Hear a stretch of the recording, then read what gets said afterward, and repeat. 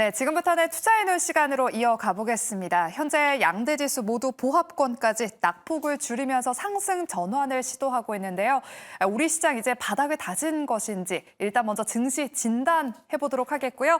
이어서 이슈별로, 종목별로 투자 전략 오늘도 두 분 통해서 인사이트 세워보도록 하겠습니다. 올리온 컨설팅의 윤혜림 대표, 나도 투자자문의 이재규 본부장 두 분과 오늘 함께하도록 할게요. 그럼 먼저 오늘 우리 증시 진단부터 해보도록 하겠습니다.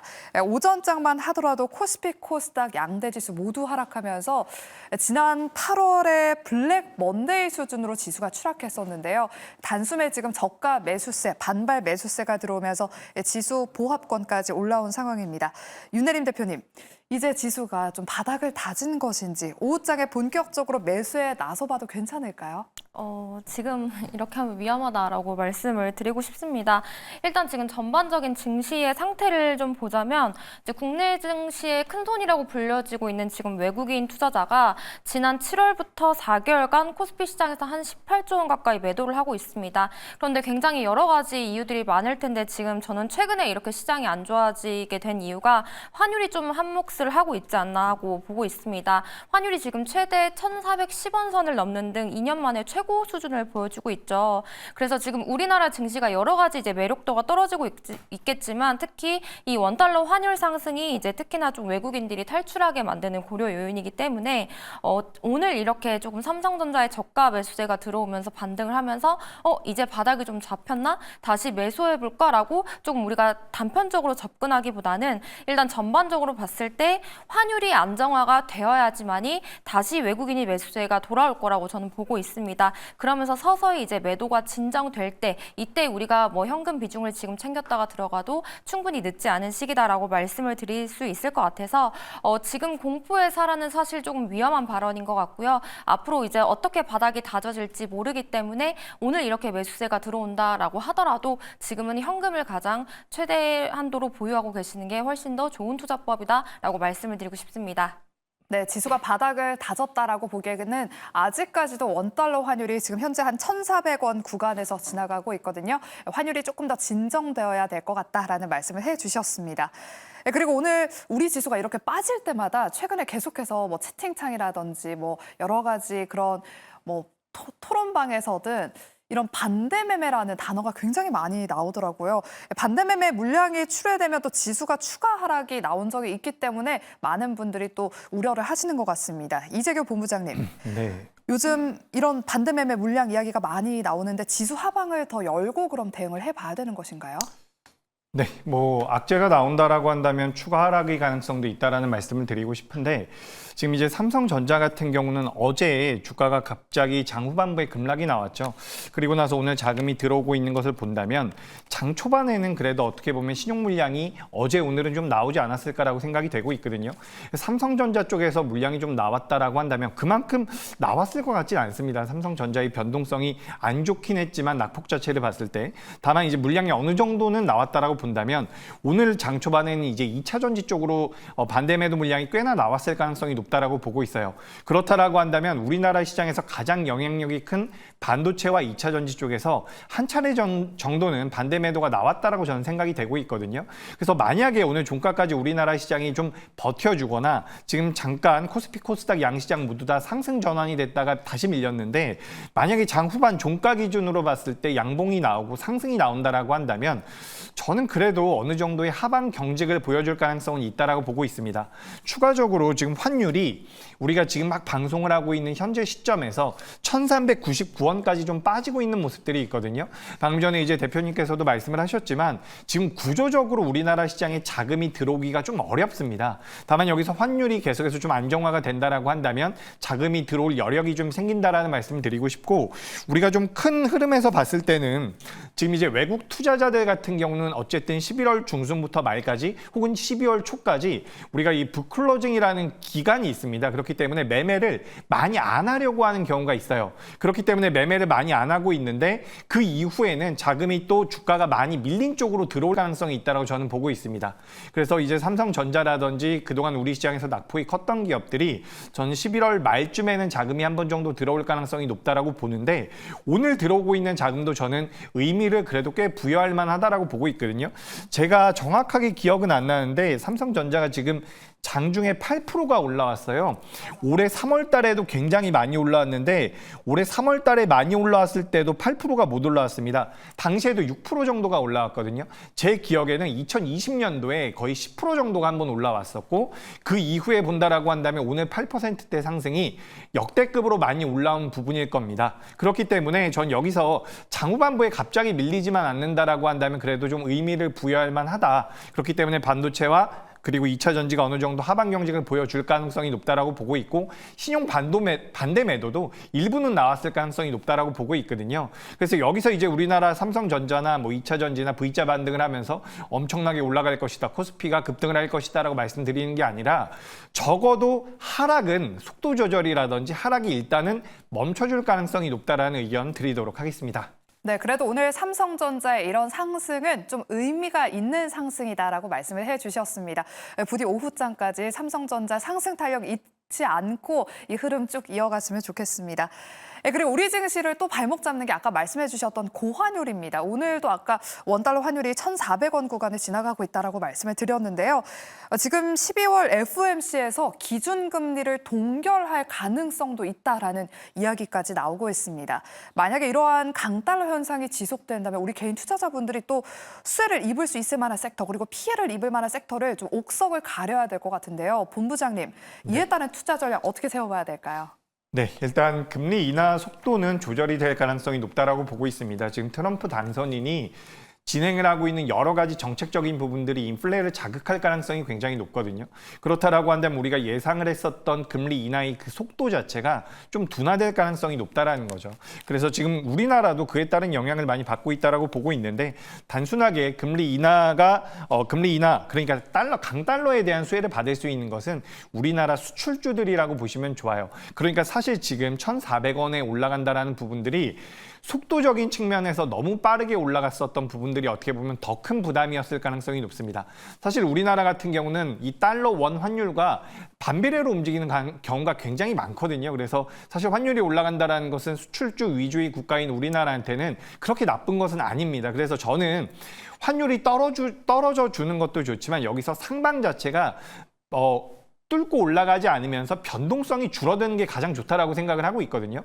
그래서 우리가 이제 강달러 쪽에 대해서는 기본적으로는 수출주들이 수혜를 받는다라고 보시면 좋을 것 같고요. 반대로 이제 피해를 받는 종목군들 같은 경우는 내수주라고 볼 수가 있겠죠. 근데 뭐 최근 시장에서는 그렇게 교과서에 나온 대로 움직임이 나오고 있지는 않습니다. 그렇기 때문에 이 부분을 참고를 하셨으면 좋겠고요.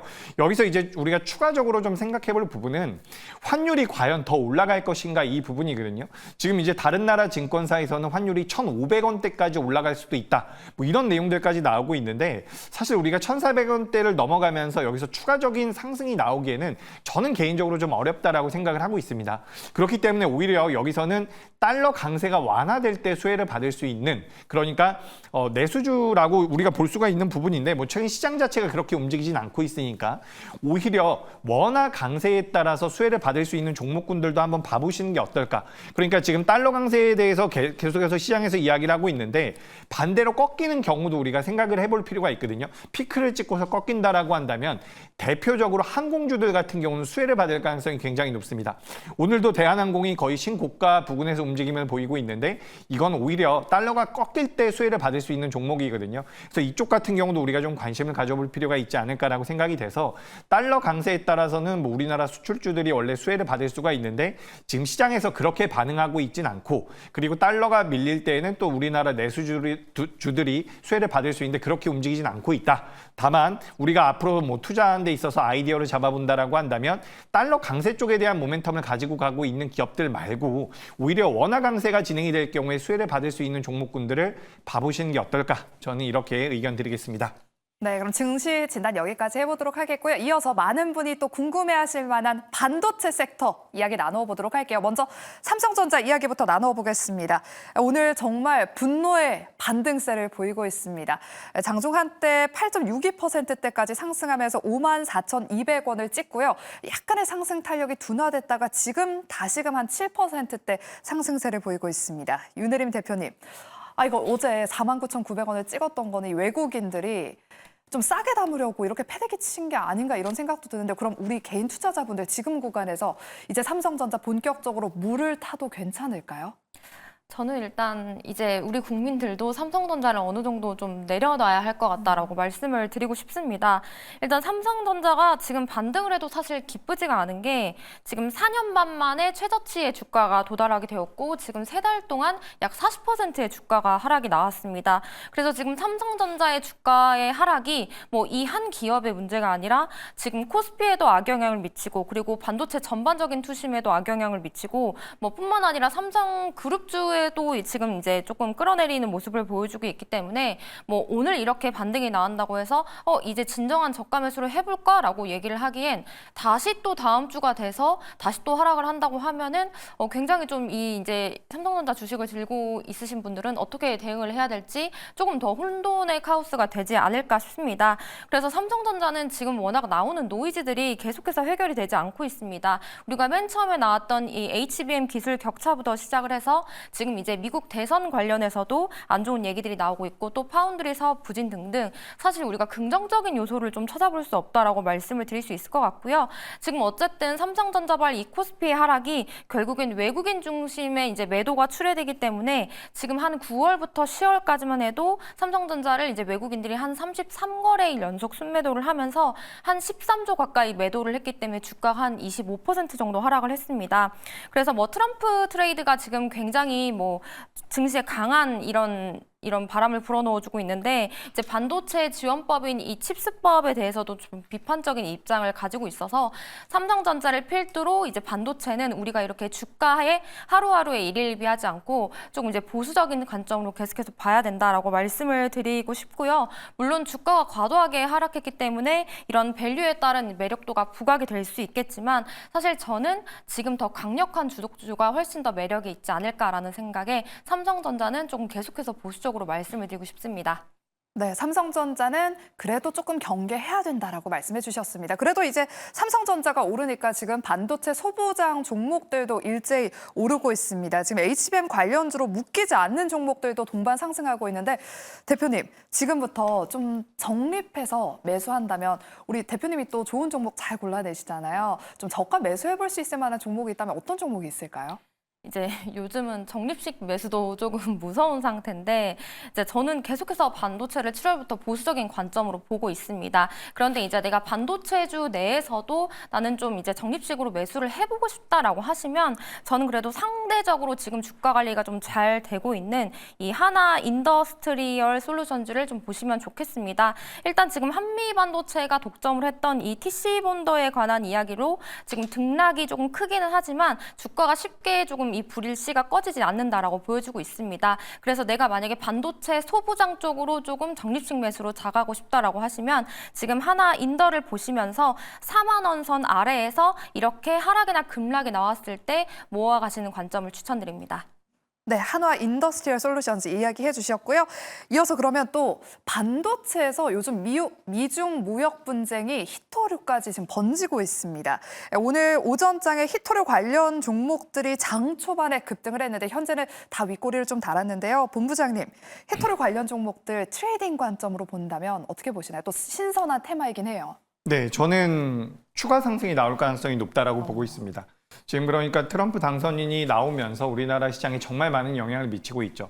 뭐 방산도 그렇고요, 조선도 그렇고요, 뭐 반도체나 2차 전지에도 영향을 미치고 있는데 우리가 여기서 좀 생각해 볼 부분은 결국에 미국과 중국이 계속해서 대립을 한다라는 부분이죠. 대립을 한다라는 관점에서 우리나라 시장에서 테마성을 가지고 있는 종목이 움직임을 보인다면 저는 히토류가 될 가능성이 굉장히 높다라고 생각을 하고 있습니다. 그래서 오늘 아침에도 대다수의 종목군들이 갭상승 이후에 지금은 음봉이 좀 크게 나오고 있지만 저는 이제 당분간은 관련되어 있는 종목군들을 봐보시는 게 어떨까라고 생각을 하고 있어요. 저는 지금 시장이 어떻게 진행이 될 것이다라고 생각을 하냐면 삼성전자라든지 2차 전지 같은 경우가 어느 정도 하방 경직을 보일 가능성이 높다라고 보는데 이것들이 아주 강하게 올라올 가능성은 좀 낮다라고 생각을 하고 있어요. 그렇다라고 한다면 어디에 집중을 해볼까? 바로 이제 시장에서 좀 부각이 되고 있는 종목군들을 집중할 필요가 있다라고 보고 있는 거고, 그 부각이 되는 쪽은 트럼프와 머스크와 관련되어 있는 종목 혹은 미중과 관련되어 있는 종목이라고 보고 있습니다. 그런 관점에서 본다라고 한다면 지금 전 히토류 관련주들 같은 경우는 이제 과거에 이제 일시적으로 테마성으로 변동성이 많이 나왔었는데, 제가 생각했을 때 트럼프 당선 이후에 어떻게 보면 계속해서 좀 부각이 될 가능성이 높다. 집권하고 나서 한 3개월에서 6개월 정도는 중국과의 대립각을 계속해서 세울 가능성이 높다라고 보고 있기 때문에, 이게 기업들이 실적이 잘 나오는 기업들은 거의 없습니다. 다만 트레이딩 관점으로 적은 비중으로 공략을 해보신다라고 한다면, 지금 현금이 있다라고 한다면 저는 그래도 공략 한번 해보시는 게 어떨까라는 의견 드리겠습니다.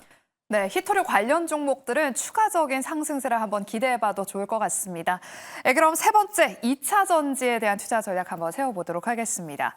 간밤 트럼프 정권 인수팀이 IRA 전기차 세액공제를 폐지한다라는 계획을 발표하면서 국내 2차 전지주들이 오늘 급락하고 있습니다. 코스닥 지수 하락을 견인한 게 지금 2차 전지주들인데요.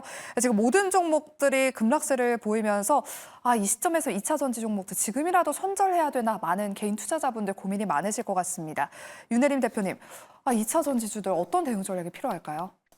일단 만약에 지금이라도 좀 손절이 가능한 부분이라면 저는 사실 손절을 하고, 이제 뭐 정확한 지금 트럼프가 밀어주면서 실적이 나오면서 내년까지 상승할 뭐 조선주 아니면은 제약바이오 이런 쪽으로 좀 이동을 하시는 게 맞다라고 보여지고 있고, 사실 이제 뭐 작년 고점 혹은 뭐 계속해서 지금 2차 전지는 대부분 마이너스 한 20-30% 이상, 그 이상으로 저는 지금 좀 생각을 하고 있습니다. 그래서 내가 손절이 어렵다라고 하시는 분들은 또 이거를 지금 섣부르게 추가 매수할 타임은 좀 아니다 라고 생각을 하고 있습니다. 마찬가지로 2차 전지도 지금 바닥이 다져져야 되는 상황인데, 지금 전반적인 증시 자체가 지금 트럼프가 당선이 되면서 국내 증시 분위기가 굉장히 취약해져 있고, 그리고 지금 국내 전기차 관련의 업체의 주가 하방 압력이 좀 가중시킬 만한 요인이 생겼기 때문에 사실 여기서 더 빠질 수 있을까라는 생각을 할 수 있지만, 솔직히 더 빠질 수도 있다라고 생각을 하고 있어서 뭐 저점 매수나 혹은 저점 공략에서 추가 매수가 지금 전혀 우리가 앞이 안 보이는 길이기 때문에, 만약에 손절이 가능한 선이다라고 하시면